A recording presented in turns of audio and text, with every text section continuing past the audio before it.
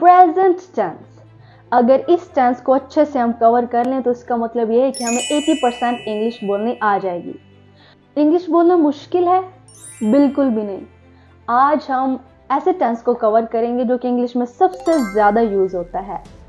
तो इस टेंस को कवर करने से पहले हम छोटा सा ओवरव्यू ले लेते हैं कि इंग्लिश में कितनी तरह के टेंसेस हैं। ओके, तो इंग्लिश में सबसे पहले हम ये देख लेते हैं कि 3 तरह का वक्त होता है, पास्ट, प्रेजेंट और फ्यूचर। पास्ट ऐसे वक्त को कहते हैं जो कि गुजर चुका होता है। प्रेजेंट ऐसे वक्त को कहते हैं जो कि अभी हो रहा होता है, यानी कि करंट सिचुएशन को प्रेजेंट कहते हैं। फ्यूचर जो कि आने वाला वक्त होता है। तो हम इसको यूं याद कर सकते हैं, past means before, present now, future after. Got it? अब इन 3 वक्तों में 4 तरह का काम होता है, सिंपल, कंटिन्यूअस, परफेक्ट और परफेक्ट कंटिन्यूअस। यही पास्ट में भी चलेंगे, प्रेजेंट में भी और फ्यूचर में भी। तो टोटल मिला के 12 टेंसेस हो गया। सिंपल टेंस यूज होता है जनरल फैक्ट्स, ट्रुथ्स या हैबिट्स के लिए। For example, she goes to school, वो स्कूल जाती है। तो ये क्या हुआ? ये उसकी हैबिट है।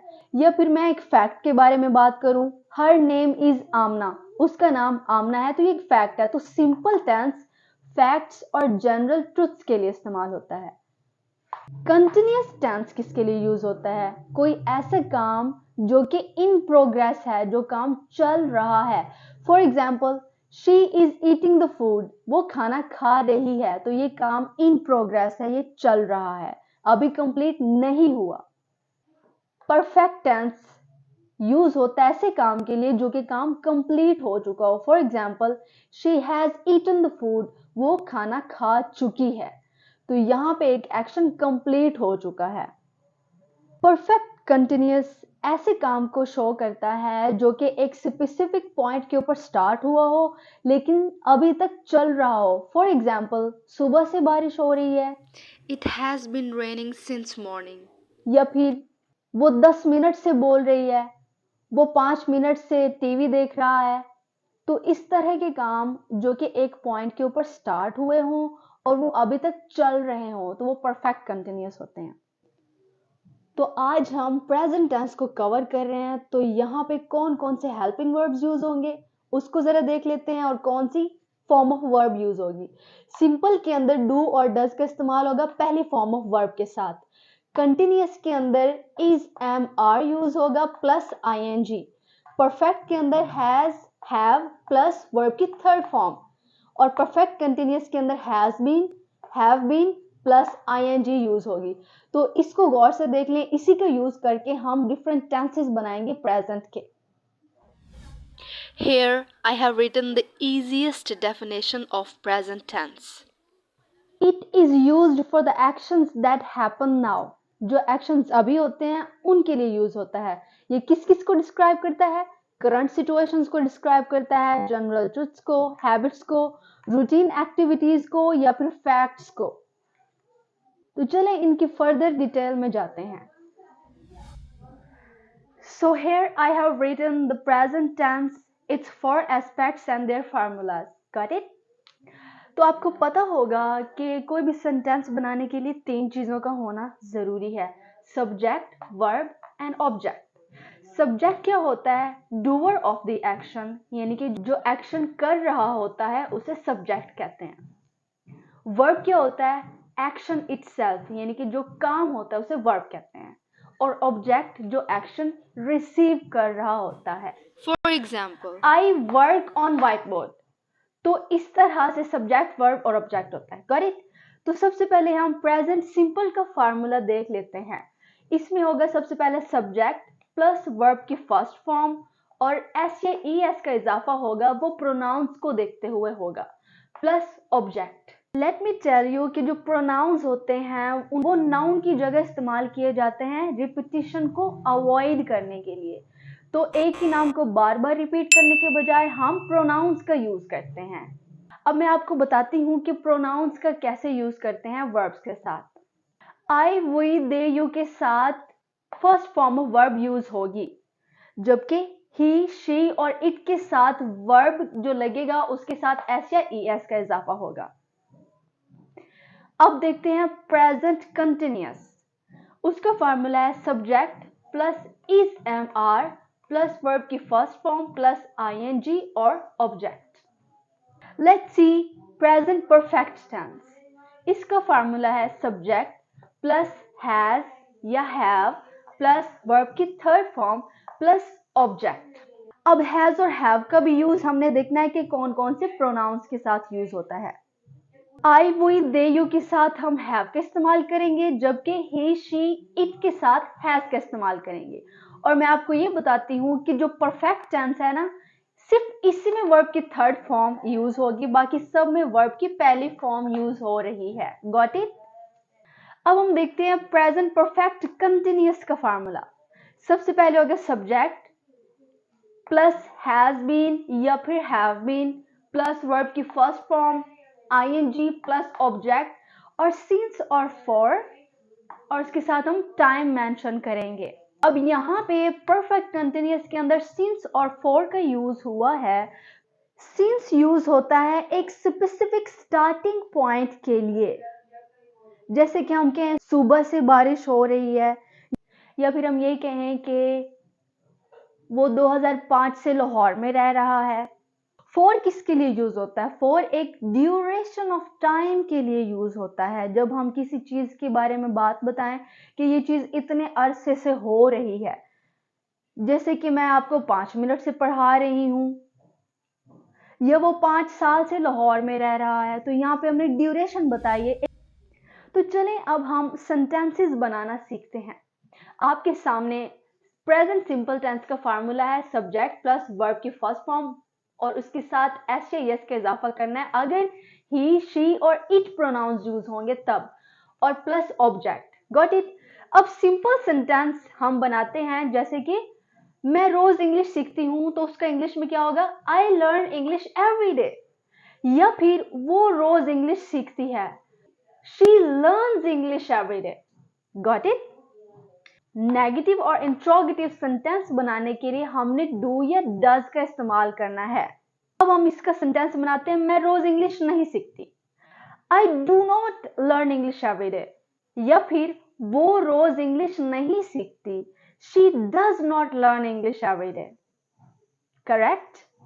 तो चलिए अब हम इनका इंट्रोगेटिव बनाते हैं। हमने इंट्रोगेटिव बनाने के लिए सिंपली क्या करना होता है? हमने हेल्पिंग वर्ब्स को सेंटेंस के स्टार्ट में लिखना होता है। यहां पे सेकंड में था और यहां पे स्टार्ट में। क्या मैं इंग्लिश रोज सीखती हूं? Do I learn English every day? या फिर क्या वो इंग्लिश रोज सीखती है? Does she learn English every day? तो इस तरह से हमने नेगेटिव और इंट्रोगेटिव बनाना सीख लिया। So here I have written the present continuous tense. आपको पता है कि कंटिन्यूअस टेंस उसे कहते हैं जहां पे एक ऐसे काम के बारे में बात की जाए जो अभी चल रहा हो, अभी वो ऑनगोइंग एक्शन हो। Got it? तो सबसे पहले हम इसका सिंपल सेंटेंस देखेंगे। मैं एक फिल्म देख रही हूं, I am watching a movie. या फिर वो फिल्म देख रही है, she is watching a movie. या फिर वो फिल्म देख रहे हैं, they are watching a movie. Let me tell you कि जो एम है वो सिर्फ आई प्रोनाउन के साथ लगेगा, और जो सिंगुलर प्रोनाउंस हैं जैसे कि ही, शी, इट, उनके साथ इज लगेगा, और जो प्लूरल प्रोनाउंस है उनके साथ आर लगेगा, जैसे कि they are, you are, we are. Got it? तो चलिए अब हम इसका नेगेटिव बनाना सीखते हैं। इसको बनाने के लिए हमने सिंपली हेल्पिंग वर्ब के बाद नॉट लगा देना है और वो नेगेटिव सेंटेंस बन जाएगा। फॉर एग्जाम्पल, मैं फिल्म नहीं देख रही हूं, I am not watching a movie. या फिर वो फिल्म नहीं देख रही, she is not watching a movie. एक और एग्जाम्पल देख लेते हैं, वो एक फिल्म नहीं देख रहे, they are not watching a movie. तो ये नेगेटिव सेंटेंस भी हमने सीख लिया। अब हम इंट्रोगेटिव सेंटेंस सीखते हैं, यानी कि सवालिया जुमला। सवालिया जुमला बनाने के लिए हमने सिंपली हेल्पिंग वर्ब को सेंटेंस के स्टार्ट में लिखना होता है। जैसे कि क्या मैं एक फिल्म देख रही हूं? Am I watching a movie? या फिर क्या वो एक फिल्म देख रही है? Is she watching a movie? एक और एग्जाम्पल देखते हैं। क्या वो फिल्म देख रहे हैं? Are they watching a movie? सो इस तरह से हमने सिंपल सेंटेंस नेगेटिव और इंट्रोगेटिव बनाना सीख लिए। This was very simple. So now we will learn present perfect tense. ये इसके लिए यूज होता है जो कि मौजूदा वक्त में एक्शन कंप्लीट हो चुका हो, एक कंप्लीटेड एक्शन के लिए। Got it? So first of all we will see the formula. Present perfect का फॉर्मूला है subject plus has have plus verb की थर्ड फॉर्म प्लस ऑब्जेक्ट। तो सबसे पहले हम इसका सिंपल सेंटेंस देखेंगे। प्रेजेंट परफेक्ट टेंस हिंदी या उर्दू में इसके एंड पे चुका है, चुकी है या चुके हैं आता है, ये इसकी पहचान है। तो अब हम इसका सेंटेंस बनाते हैं। मैं खाना खा चुकी हूं, I have eaten the food. या फिर वो खाना खा चुकी है, she has eaten the food. अब आपको पता होना चाहिए कि जो हेल्पिंग वर्ब्स हैं हैज और हैव वो कहां पे यूज होंगे। ही शी इट के साथ हैज यूज होगा, जबकि आई वो दे यू के साथ हैव यूज होगा। Got it? तो चलें अब हम इसका नेगेटिव देखते हैं। नेगेटिव सेंटेंस बनाने के लिए हमने सिंपली हेल्पिंग वर्ब के बाद नॉट लगाना होता है। फॉर एग्जाम्पल, मैंने खाना नहीं खाया, I have not eaten the food। या फिर उसने खाना नहीं खाया, she has not eaten the food। या फिर आमना ने खाना नहीं खाया, आमना has not eaten the food। Got it? यहां पे मैंने नाम का यूज किया है, तो जो सिंगल नेम्स होते हैं यानी कि एक सिंगल पर्सन के लिए भी हैज यूज होगा, लेकिन अगर प्लूरल है तो वहां पे हैव यूज होगा। अब हम इसका इंट्रोगेटिव देखते हैं। इंट्रोगेटिव सेंटेंस बनाने के लिए हमने सिंपली हेल्पिंग वर्ब को सेंटेंस के स्टार्ट में लेके आना होता है। फॉर एग्जाम्पल, क्या मैं खाना खा चुकी हूं? Have I eaten the food? या फिर क्या वो खाना खा चुकी है? Has she eaten the food? एक और एग्जाम्पल लेते हैं। क्या आमना खाना खा चुकी है? Has Amna eaten the food? इस तरह से हमने इंट्रोगेटिव सेंटेंसेस को बनाना सीख लिया। तो चलें अब हम सीखते हैं प्रेजेंट परफेक्ट कंटिन्यूअस टेंस, यानी कि ऐसे काम जो एक स्पेसिफिक पॉइंट के ऊपर स्टार्ट हुआ हो और साथ में अभी तक वो चल रहा हो। करेक्ट? ये टेंस जो है वो परफेक्ट और कंटिन्यूअस दोनों को मिला के बनाया गया है। इसमें सिंस और फॉर का यूज किया जाता है क्योंकि कभी कभी हमें टाइम मेंशन करने की जरूरत पड़ती है कि कोई काम कब से स्टार्ट हुआ। इसका फार्मूला है सब्जेक्ट प्लस हैज बीन या फिर हैव बीन प्लस वर्ब की first form ING plus object plus since या फॉर और साथ में टाइम मेंशन किया जाएगा। यहां पे मैं आपको बता दूं, क्योंकि ये परफेक्ट भी है और कंटिन्यूअस भी है, तो परफेक्ट टेंस इसमें कंप्लीटली आता है। पिछले टेंस में आपने देखा था कि जो परफेक्ट टेंस था उसमें हैव और हैज का यूज था वर्ब की थर्ड फॉर्म के साथ, तो यहाँ पे भी सेम ही है। यहाँ पे हैज और हैव का यूज है और जो बीन है वो बी की थर्ड फॉर्म है, तो ये परफेक्ट टेंस कंप्लीट इसमें भी आता है। और आपको पता है कि जो कंटिन्यूअस टेंस था उसमें वर्ब की पहली फॉर्म और आईएनजी यूज हुई थी, तो यहाँ पे भी सेम प्रोसेस है। तो इन दोनों को मिला के ये परफेक्ट कंटिन्यूअस टेंस बनता है। और आपको मैंने पहले बताया है कि सिंस का यूज होता है जब हम एक स्पेसिफिक स्टार्टिंग पॉइंट को मेंशन करें, और फॉर का यूज होता है ड्यूरेशन ऑफ टाइम के लिए। तो चलें सबसे पहले हम इसका सिंपल सेंटेंस देखते हैं। मैं सुबह से किचन में खाना बना रही हूं। I have been cooking in the kitchen since morning. तो यहां पर मैंने सिंस का यूज किया है क्योंकि मैंने एक स्पेसिफिक स्टार्टिंग पॉइंट को मेंशन किया है, मॉर्निंग को। एक और एग्जाम्पल देखते हैं दूसरे प्रोनाउन के साथ। वो सुबह से किचन में खाना बना रही है। She has been cooking in the kitchen since morning. Correct. चलिए अब एक और एग्जाम्पल देख लेते हैं for का यूज करके। वो 2 घंटे से कमरे में पढ़ाई कर रहा है। He has been studying in the room for 2 hours. Correct. तो यहां पे मैंने for का यूज किया है एक ड्यूरेशन ऑफ टाइम के लिए। तो अब हम इसका नेगेटिव देख लेते हैं। आपको पता है कि नेगेटिव बनाने के लिए सिंपली हमने क्या करना होता है, हमने हेल्पिंग वर्ब के साथ नॉट का इस्तेमाल करना होता है और नेगेटिव बन जाता है। फॉर एग्जाम्पल, मैं सुबह से किचन में खाना नहीं बना रही। I have not been cooking in the kitchen since morning. या फिर वो सुबह से किचन में खाना नहीं बना रही।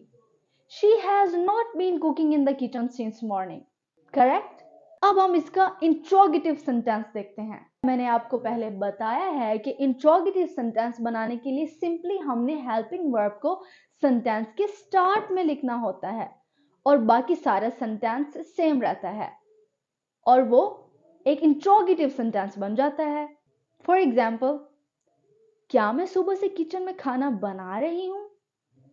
Have I been cooking in the kitchen since morning? या फिर एक और एग्जाम्पल देखते हैं। क्या वो किचन में सुबह से खाना बना रही है? Has she been cooking in the kitchen since morning? Correct. एक और सेंटेंस देख लेते हैं फॉर का यूज करके। क्या मैं 2 घंटे से किचन में खाना बना रही हूं? Have I been cooking in the kitchen for 2 hours?